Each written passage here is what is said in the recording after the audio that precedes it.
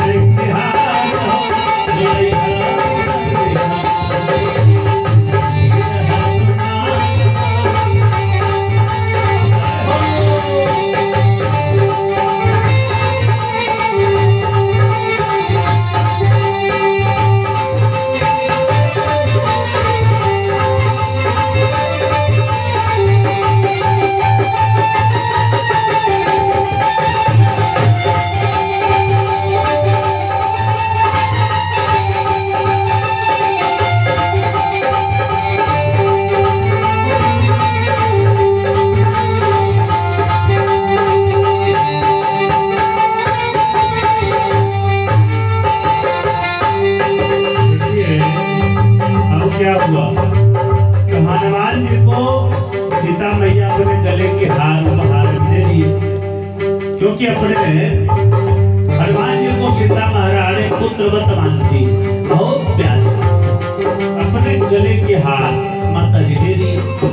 हनुमान जी माला लेकर चले गए दूर और माला तोड़ दी।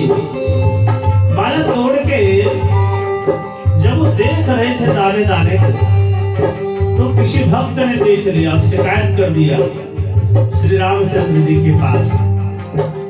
हे मेरे राम, आपके कोई परम प्रिय भक्त है हनुमान जी, और वो माला को तोड़ दी, तोड़ को बाहर मिला। तुरंत राम जी आए।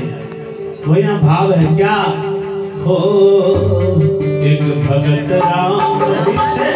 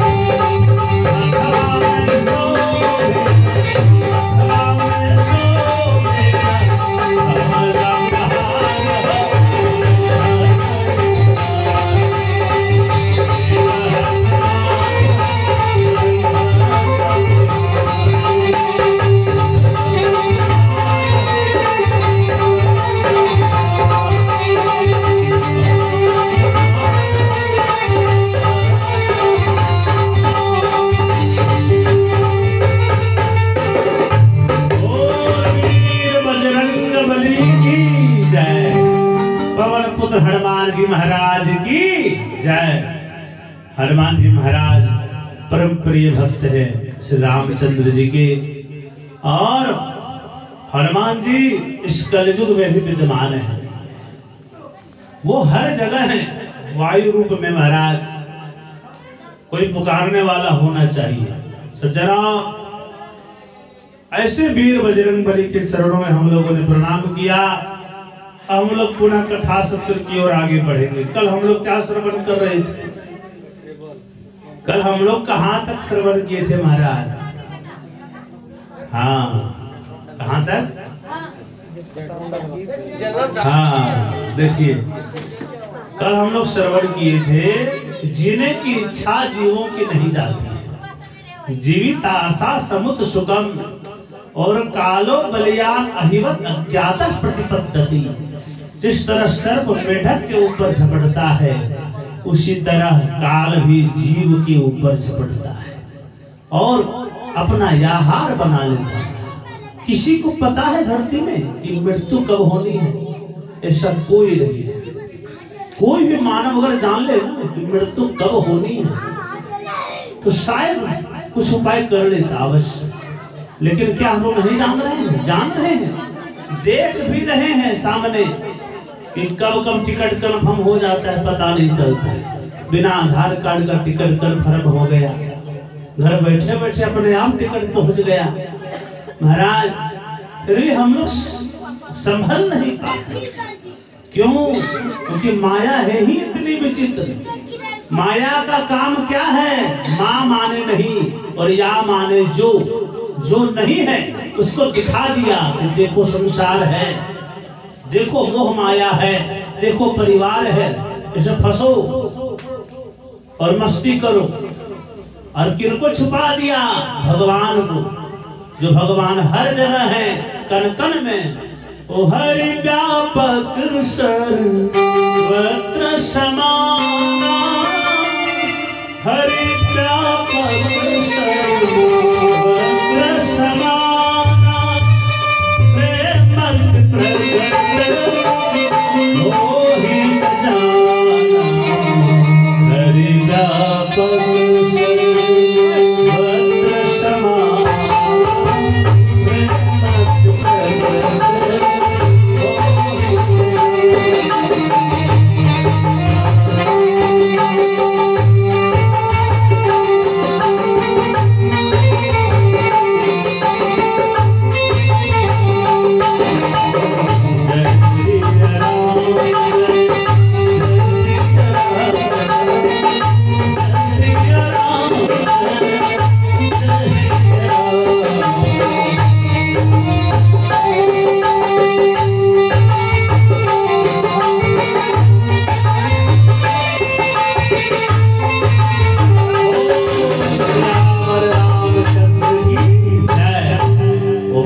महादेव की जय। सज्जनों, तो भगवान जो हर जगह है माया ने छुपा दिया। प्रभु अब देखिए हम लोग इस संसार रूपी दलदल में जो है, माया रूपी दलदल में, क्योंकि दलदल में जब जीव फंसता है जितना छटपटाइएगा उतना गहराई में जाइएगा, और जितना अपने आप को हल्का बनाए रखिएगा हो सकता है स्थिर हो जाइएगा, जितना निकलने का प्रयास करिएगा उतना नीचे की ओर जाइएगा। इसलिए तो क्या करना है? निकलना नहीं है, नहीं स्थिर हो जाइए। निकल कैसे सकते हैं? संसार है ही इतनी विचित्र कि माया से बाहर निकलना मुश्किल है।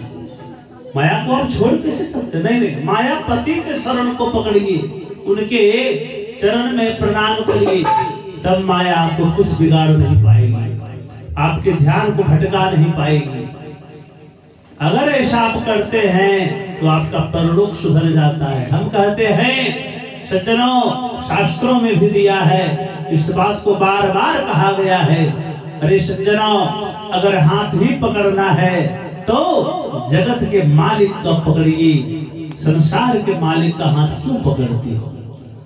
अगर उनका हाथ पकड़ लिए इस लोक से लेकर परलोक तक आपको चिंता करने की आवश्यकता नहीं पड़ेगी, कोई टेंशन नहीं। इसलिए ऐसा क्यों? यहाँ का पति तो साफ छोड़ देगा, कोई भरोसा ही नहीं कब चला जाएगा। तो जगत पति का हाथ पकड़िए। सज्जनों, बोल वृंदावन बिहारी लाल की जय। क्या होता है कि आस्ते व मत्युपन्यस्तम गृहपाल जनयोपातमय रूप्यो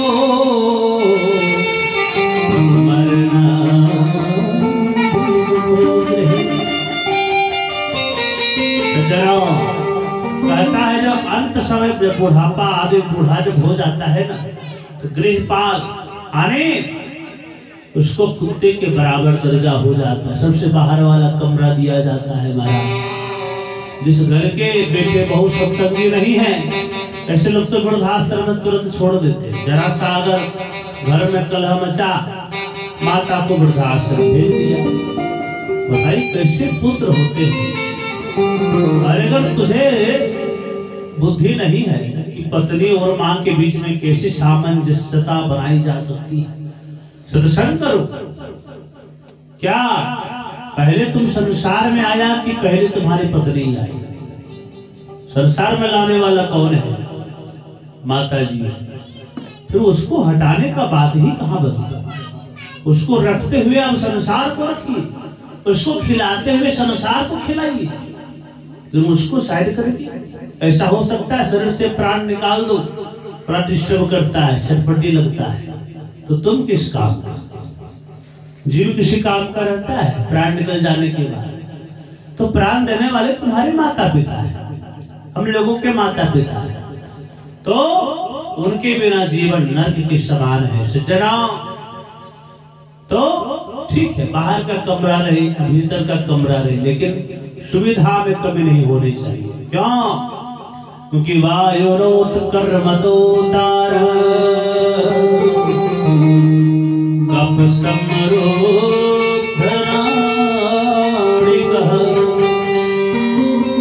जब अंत समय आता है ना, तो देखिएगा सांसों की गति तेज हो जाती है, और सांसों की गति तेज होने के कारण जीव जो है ना वो जड़ बन जाता है, शांत हो जाता है, और कंठ में कफ जम जाता है। वायुरोत कर्मतो तारा कफ समृद्ध नाड़ी का नाड़ियां जो नस नाड़ियां है ना वो जाम होने लगती है, कफ से अवरुद्ध होने लगता है, और कास श्वास किरितायास कंठे च घुरघुरा।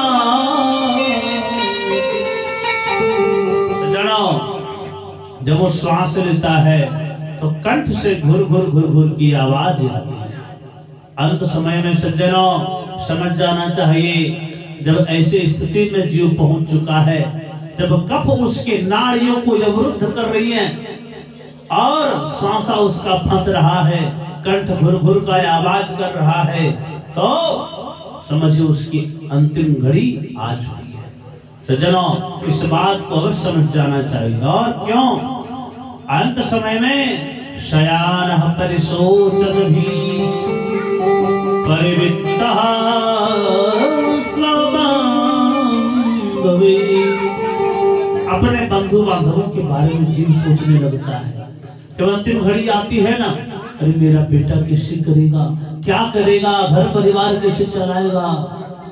देखिए अभी सभी के माता पिता चिंता करते, बेटा क्या करेगा। अरे भैया उस पिता का अंतिम घड़ी आता है, भी वही बात सोचता है कि मेरा बाल बच्चा क्या करेगा। अरे भाई साहब आगे की यात्रा के बारे में सोचिए। संसार में चलाने वाले सिर्फ एक ही मालिक है। एक मनुष्य को लगा कि घर हम चलाते हैं, परिवार हम चलाते हैं। क्या हुआ? एक महात्मा जी आए, बोले क्या भाई साहब कभी भजन भी कर लीजिए, हमेशा आप बिजनेस व्यापार का ही बात करते हैं, हमेशा आप धन दौलत की ही बात करते हैं, भजन कभी करते हैं क्यों? वो प्राणी बोला कि महात्मा जी मैं भजन कहां से करूंगा, समय कहां है। अरे कमाऊंगा नहीं तो वो खाएगा ये सब क्या। मेरे परिवार के जन इतने लोग हैं, मेरा बेटी है, बेटा है, पत्नी है, कौन खिलाएगा ये सबको। महात्मा जी बोले अरे महाराज चलाने वाले भगवान है, आप क्या चला सकते हैं। इतना बात जब महात्मा जी बोले, महाराज उसी समय वो सेठ जी क्या बोला, अरे महात्मा जी अरे हम चला रहे हैं, भगवान क्या चलाएंगे। भगवान है, हम ये नहीं कर रहे नहीं, लेकिन हम कमाएंगे नहीं तो खाएंगे कैसे। महाराज अब क्या हुआ ये महाराज कि एक दिन झगड़ा हो गया उसके घर में। प्रभु देखिए कैसे स्थिति रचते हैं। सब लीला रचने वाले वही हैं, सब लीला रचने वाले वही हैं। कैकेयी से ज्यादा प्यार राम को कौशल्या भी नहीं कर पाती थी, माता कौशल्या। अरे वो ही कैकेयी, बताइए लोगों को आश्चर्य लगा। कैकेयी मां इतनी प्रेम करती राम से, वो वनवास कैसे भेज सकती है? लेकिन सब प्रभु का लीला था। इधर अभिषेक होने वाला था, राज्य अभिषेक, उधर ऊपर मीटिंग हुआ, सारे देवी देवता, प्रभु ये राजपाट संभालने आप गए हैं कि प्रभु उधर असुरों का संहार कौन करेगा, इधर माया जाल में आप फंसिएगा। फिर जैसी इच्छा प्रभु आप भगवान मन ही मन बात किए, अरे भाई साहब हम क्या करेंगे, जो करना आप लोग करो, वहां पर बैठे हैं आप लोग, कुछ तो उपाय निकालिए। तुरंत वहां पर सारे देवी देवता ब्रह्मा जी के पास, प्रभु पितामह त्राहिमां, कुछ उपाय निकालिए। सरस्वती माँ बैठी थी, माता जी बोले क्या बात है? बोले प्रभु श्री रामचंद्र जी का राज्याभिषेक कैसे होगा, असुरों का विनाश, कुछ उपाय करिए माते। सरस्वती माता बोली यही सब मुझे बर्दाश्त नहीं होता है, आप लोग स्वार्थी हैं, इन्हीं का राज्याभिषेक होने जा रहा है और आप लोग हम तोड़वाने के लिए चाह रहे हैं, कैसे घर टूटे, क्यों ऐसा करते हो? नहीं माते, अपने लिए मैं नहीं कह रहा हूँ, हम लोग संसार की भलाई के लिए कह रहे हैं। सरस्वती माँ आई, मंथरा के जीवा पर, मंथरा कुटिल थी, उनके जीवा प्रवास कर गई, उनकी वचनों के द्वारा कैकेयी की बुद्धि फिरवा दिया और कैकेयी ऋषि माँ राम जी को वनवास में। तो ये सब स्ट्रक्चर संरचना है, चलते रहता है और उनकी इच्छा के बिना कुछ नहीं होता है, इतनी बात तो समझ जानी चाहिए। चाहे जो भी आपकी घटनाक्रम हो रहा है सब उनकी इच्छा पर ही निर्धारित है, उसमें आपकी कोई गलती नहीं। तो सज्जना सयाना परिसोचन भी, अब वो महाराज जब झगड़ा हुआ, अब वो मनुष्य प्राणी जो था भगत जी बाहर निकल गए, महाराज चलो अब देखते हैं घर कैसे चलता है, हमें कोई झगड़ा करते हो, हमसे तुम लोग मुंह लगाते हो, देखते कौन चलाएगा तुम्हें। और वो चल गया और लगातार 6 महीना तक आशा देखा, घर परिवार वालों ने नहीं आया, साल भर हो गया, 5 साल हो गया, नहीं लौटा। घर वालों को लगा हो सकता उसका लीला खत्म हो चुका है, कहीं जाके अपना जीवन को समाप्त कर दिया, खत्म हो गया है, उनके एक नाम से श्राद्ध कर्म करवा दिया घर वालों और गांव वालों ने मिलकर के उनके बेटियों का विवाह करा दिया। देखिए और बेटे लोग जो बड़े हो गए थे उनको नौकरी लगवा दिया, चलने लगा खूब बढ़िया घर। अब बताइए, अब 5 साल बाद जब वो आदमी लौटा घर में, कि देखते मेरे बिना तो सब बिल्कुल भिखारी ऐसा हो गया होगा, खाने का ठिकाना ही नहीं होगा, मांग के भीख मांग के खाता होगा। सजना हुआ क्या, दरवाजा खटखटाया रात्रि काल की वेला में, अपना घर जब वो पहुंचा तो देवी जी दरवाजा खोली, वे कौन? बोले देवी मुझे पहचानो, मैं तुम्हारा पति हूं। अब वो श्रीमती जी बोलती है पतिदेव अब आपका यहाँ कोई जगह नहीं है, कोई जरूरत भी नहीं है। क्यों, क्या हुआ? जो बेटे लोग नौकरी कर रहे हैं, बेटियों का विवाह हो गया, अब क्या कर? उस मनुष्य का घमंड चूर चूर हो गया कि घर हम चला दे। अरे चलाने वाले दुनिया में किसी के बिना कोई काम नहीं रुका है, किसी को ये नहीं कहना चाहिए हम तुम्हारा चला देंगे, चलाने वाले वो मालिक है, कैसी व्यवस्था कर देंगे कि किसी को पता नहीं। इसलिए सब कुछ उनके हाथों में छोड़ देना चाहिए। सज्जना एवं कुटुंब भरणे व्यापृता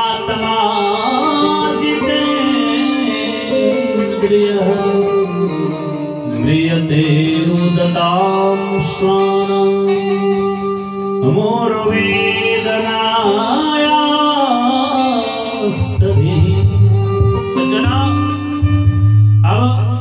अंत समय में वो जीव को जो है ना, देखिए अंत समय किसी भी जीव को दिव्य दृष्टि मिल जाता है। दिव्य दृष्टि माने बहुत दूर तक देखने का जो दृष्टि होती है ना, वो अपने जीवन भर की घटना को देख लेता है।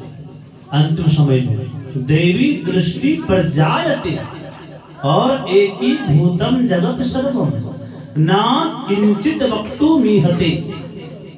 सज्जना, पूरे संसार को एक ही भूत होकर देखता है। अरे भाई, संसार ये क्या है? जिस कुटुंब के पीछे, परिवार के पीछे मैंने जीवन लगा दिया, वह परिवार, वह पत्नी मुझे आज बचा नहीं पा रही, बड़ा उसको दुख होता है। और विकलेंद्रिय संघाते चैतन्य जड़तां गते।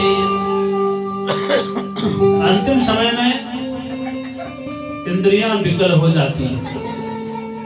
और वैसे तो हम लोग में चेतना है, और वृक्ष में भी वो सजीव है वृक्ष, लेकिन जड़ है, निर्जीव नहीं है।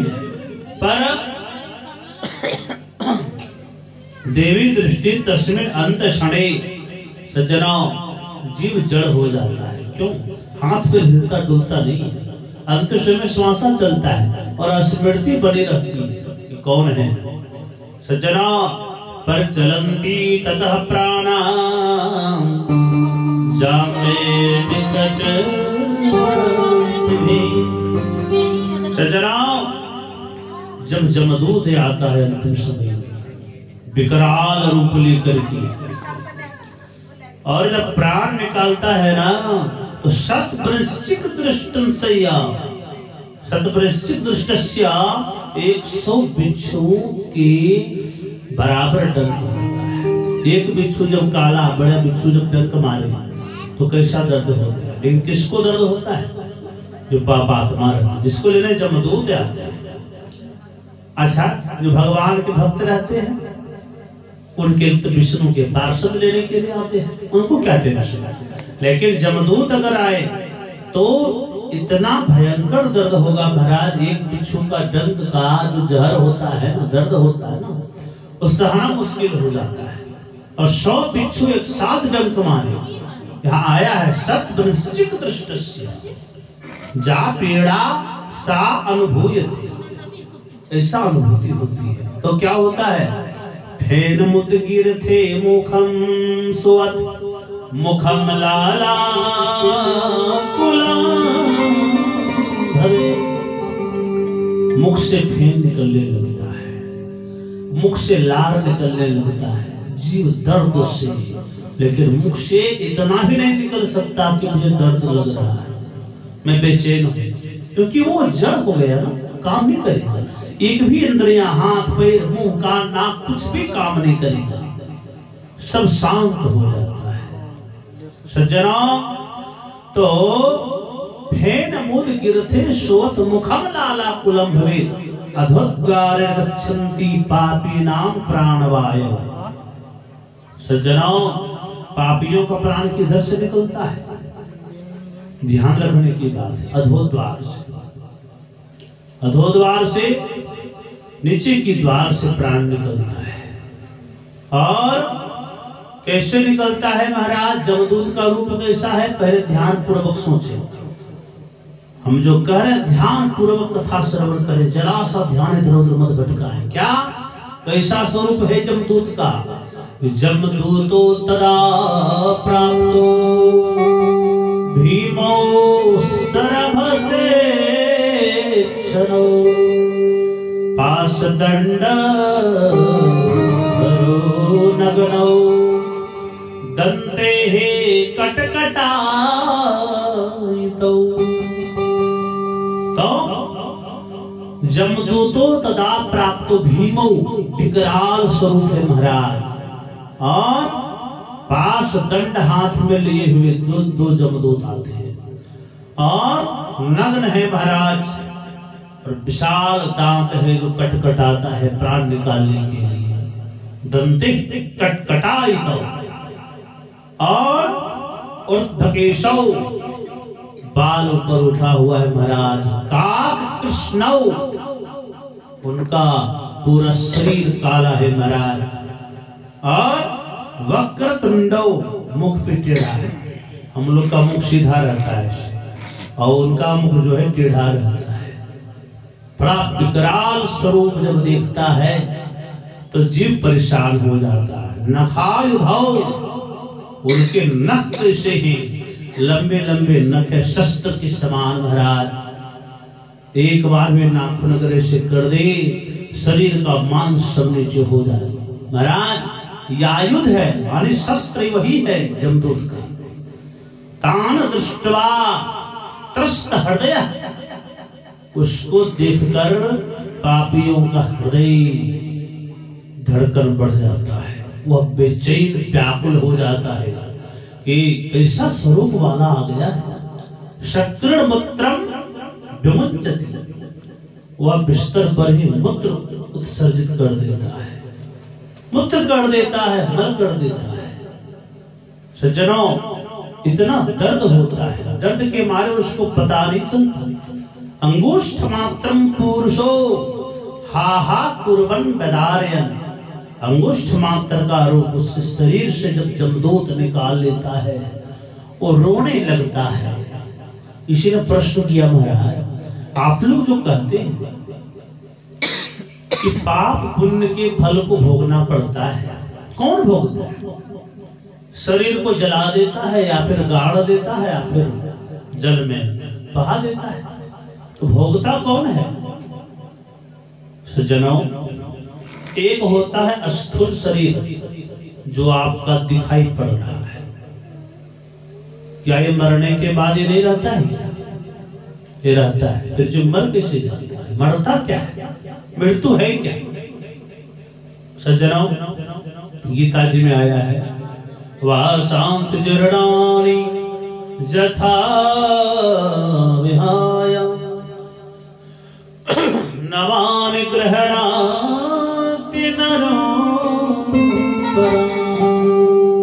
वासांस जीर्णानि, जब आप दिल्ली बंबई से चलते हैं महाराज, वस्त्र आपका गंदा हो जाता है। उतने देर से आते हैं, दूर से आते हैं, सब लोग सजता है, भिड़ता है, कहाँ बैठे कहाँ उठे। महाराज, अब घर आने के बाद कोई कहे कि भाई साहब भोजन कर लीजिए, बड़ा सुंदर भोजन बना है। आप कहेगा कैसे आदमी है, क्या करती हो तुम? मैं भोजन करने का समय, बिना नहाए ये वस्त्र भी, इसमें रहना मुश्किल हो रहा है। तुम कहती हो खा लो। कैसे खा सकता हूँ? पहले लाओ बाल्टी, लाओ साबुन, लाओ, पहले स्नान करने दो और नया कपड़ा जो धुला हुआ है वो कपड़ा लाओ। जनाओ, पहले हम लोग स्नान करते हैं, वस्त्र धारण करते हैं, फ्रेश हो जाते हैं, उसके बाद हम लोग भोजन करते हैं। उसी तरह आत्मा जो है सो जन्म जन्मांतरों से चलते हुए आ रही है, कर्मों के द्वारा या फिर किसी विधि के लेख के द्वारा, प्रारब्ध के कर्मों के द्वारा जब ये वस्त्र गंदा हो जाता है तो आत्मा उस शरीर रूपी वस्त्र को त्याग करके पुनः वो आत्मा जाकर किसी नए वस्त्र को धारण कर लेती है। आप नहीं मरे, वो आत्मा ने आपको छोड़ दिया, इतनी सी फर्क है। और पुनः वो किसी अन्य वस्त्र को धारण करेगी, निश्चित गारंटी। सज्जनों, तो बस इतना ही बात है, इसी को मृत्यु कहते हैं। वही वस्त्र जो त्याग दिया। और ऐसा कोई कपड़ा नहीं जो कभी गंदा नहीं होता है। अच्छा, किसी ने प्रश्न किया महाराज कि वस्त्र जब गंदा हो जाता है तो क्या उसका सफाई नहीं होता है? सफाई भी होती है। यदि आप सत्संग करिएगा महाराज, भजन करिएगा तो कम से कम कपड़ा गंदा नहीं होगा। हाँ, एक्सपायरी डेट तो सब की है, आप कितना धोइए कि तुम साफ करिए, गंदा नहीं होगा, तुम उसका धुलाई कर होता रहेगा। सज्जनों, तो उसी प्रकार मृत्यु है, एक दिन तो सबको मरना है। लेकिन जिस तरह हम लोग पुराने वस्त्र को त्याग कर नया वस्त्र धारण करते हैं, उसी तरह आत्मा जीर्ण शीर्ण शरीर को छोड़ करके नए शरीर को धारण करती है। किसी ने पूछा महाराज, हम लोग देखते हैं कि बच्चा 15 वर्ष का है और बीमारी किडनी फेल हो गई, बड़ा आश्चर्य का बात है। बच्चे ने क्या किया? 10 वर्ष का बच्चा है, इतनी भयंकर बीमारी है कि क्या करें। महाराज कैसे हो जाता है, आखिर क्या कारण है? वो कभी शराब नहीं पिया, न कभी कुछ ऐसा मद्यपान किया, कुछ खाया, कुछ भी नहीं किया, फिर भी बीमारी। महाराज महात्मा जी बोले, देखो भाई साहब, आपको दिखाई पड़ रहा है 15 वर्ष का है, लेकिन ये कहीं न कहीं 1 करोड़ वर्ष का है। महाराज हजारों करोड़ वर्षों का ये जीवात्मा है। अब किस जन्म में क्या था, किसी न किसी जन्म में कर्म ये जरूर किया है, जान के अनजान किया, पाप कर्म अवश्य हुआ है, और वही कर्म का फल इसको इस जन्म में मिला। एक बात याद रखिएगा सज्जनों, कर्म अगर हुआ है तो उसके फल को भी आपको भोगना पड़ेगा। और कोई जरूरी नहीं आप सोचेगा इस जन्म में नहीं मिला अब हो गया खत्म, नहीं, वो तो मिलेगा। एक जन्म तो क्या हो सकता है, आप 50 जन्म मिले फिर भी पीछा नहीं छूटेगा। कर्म है ही ऐसा चीज, कर्म है ही ऐसा चीज, वो पीछा कभी नहीं छोड़ती जब तक वो फल नहीं ले लेते। सज्जनों सोच समझ के कर्म करना चाहिए। तो मरता ये शरीर है तो फल कौन भोगता है? ये जो देख रहे स्थूल शरीर है, इसके अंदर एक सूक्ष्म शरीर रहता है। जैसे सोचे यहाँ कुछ सामान पड़ा हुआ, तो सामान उठाना है, तब हाथ आगे बढ़ा। महाराज वो अंतर मन जो है ना, वो वही आज्ञा देते हैं कि जाओ वो काम करो। अचानक से आप सोए रहते हैं, अचानक आता है मन में कि हमको बाजार जाना चाहिए, सामान लाने जाना है। पहले भी सोए थे लेकिन दिमाग में नहीं आए। तो वो अंदरूनी जो एनर्जी है, वो आत्मशक्ति, वो आपको हमेशा सावधान करती है। आप सोए हैं और स्वप्न देख रहे हैं। महाराज स्वप्न कौन नहीं देखता है, सब देखते हैं।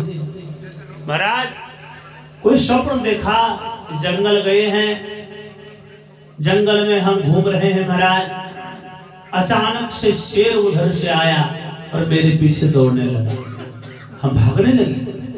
अरे महाराज और क्या देखा? अरे महाराज जी स्वप्न में देख रहा हूँ ये। अच्छा, मुझे पसीना आ गया महाराज। क्यों भाई? क्योंकि भाग रहा था, मेरे पीछे शेर था। और जैसे झपट्टा मारा महाराज खाने के लिए, निद्रा खुल गई। निद्रा जब खुली तो नजर आया कि न वहां शेर है न जंगल है, मैं तो चारपाई पर लेटा हूं। महाराज आश्चर्य की बात, अब देखिए वो स्वप्न था लेकिन सत्य प्रतीत हो रहा था माया के कारण। कब वो असली ज्ञान हुआ कि सपना है? जब निद्रा खुल गई। जब तक नींद में सोया था उसको सत्य प्रतीत हो रहा था। महाराज हम लोग भी जब तक मोह माया की निद्रा में सोएंगे, ये संसार मोह माया सब कुछ सत्य प्रतीत होगा। कब ये असत्य लगेगा? जब निद्रा खुलेगी। कब निद्रा खुलेगी? जब आप सत्संग से जुड़िएगा, अब साधु संत से, गुरु से जुड़िएगा, जब आपकी निद्रा खुल जाएगी तो ये समस्त संसार भी आपको स्वप्न की भांति लगेगा। अब ये असली लग रहा है। कोई साधु को पूछें जाके, महाराज 1000 करोड़ आपको दे दें, बोलेगा क्या करेंगे महाराज से फालतू का बात। आपको आश्चर्य लगेगा कि हम लोग 1 लाख 1 करोड़ के लिए परेशान, लेकिन उसको 1000 करोड़ भी देने के लिए तैयार है, फिर वो लेगा कभी नहीं। असली संत नहीं ले सकते, क्योंकि वो जान गया है उसका निद्रा टूट चुकी है। और हम लोग अभी जगे नहीं है, हम लोग अभी बाहरी से जगे हैं, लेकिन अंदरूनी जो स्वप्न है वो स्वप्न हम लोग देख रहे हैं, हमेशा सपना देखते हैं। इसलिए जगिए, जगना बहुत जरूरी है। संतन के संग लाग रे तेरी अच्छी बनेगी, संतन के संग लाग रे तेरी अच्छी बनेगी।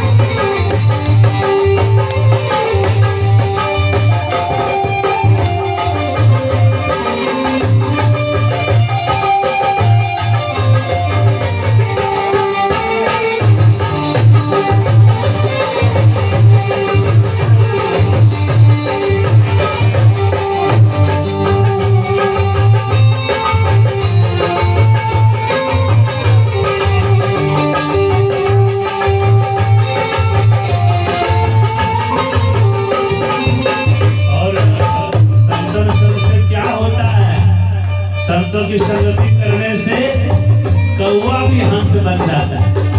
कौवा को कोई पसंद करता है और हंस कितना सुंदर लगता है।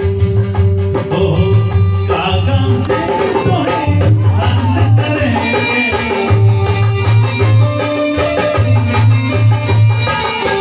कागा से तोहे हंस करेंगे, हंस करेंगे।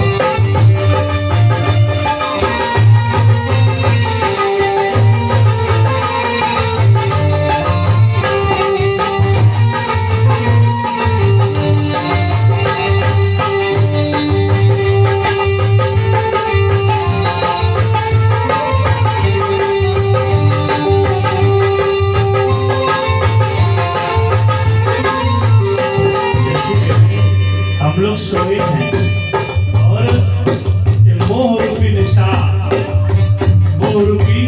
कहते रात्रि को, इसलिए कहा गया है मोह निशा में